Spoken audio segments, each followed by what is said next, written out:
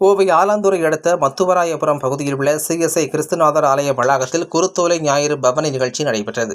கோவை ஆலாந்துறை அடுத்த மத்துவராயபுரம் பகுதியில் உள்ள சிஎஸ்ஐ கிறிஸ்துநாதர் ஆலய வளாகத்தில் குருத்தோலை ஞாயிறு பவனி நிகழ்ச்சி நடைபெற்றது. தேவாலய ஆயர் கிறிஸ்தோபர் ராஜேந்திரன் இந்த நிகழ்ச்சிக்கு முன்னிலை வகித்தார். இந்த நிகழ்ச்சியின் வாயிலாக குழந்தைகள் முதல் பெரியவர்கள் வரை அனைவரும் பங்கேற்று கையில் குருத்தோலைகளை ஏந்தி பிடித்தபடி பாடல்களை பாடியபடி பவனி வந்தனர். இயேசு கிறிஸ்து எருசலேம் நகருக்குள் வெற்றி ஆர்ப்பரிப்போடு நுழைந்த நிகழ்ச்சியை நினைவுகூரும் வகையில் குருத்தோலை ஞாயிறு நாளை கிறிஸ்தவர்கள் ஆண்டுதோறும் அனுசரித்து வருவது வழக்கம். இந்த ஆண்டு இன்று இந்த நிகழ்ச்சி நடைபெற்றது. இதில் தேவாலயத்தின் செயலாளர் டாக்டர் பிரின்ஸ் அருள்ராஜ், பொருளாளர் ஆனந்த் ஆசீர், திருமண்டலக்குழு உறுப்பினர்கள் ஜெபசிங், ஞானப்பிரகாசம் மற்றும் ஏராளமானோர் கலந்து கொண்டு கிறிஸ்துவ பாடல்களை பாடியும் நகர் பகுதிகளில் ஊர்வலமாக வந்தனர். ஏழை எளிய மக்களால் இயேசு வரவேற்கப்பட்ட தாழ்மையின் அடையாளமாக பார்க்கப்பட்டது.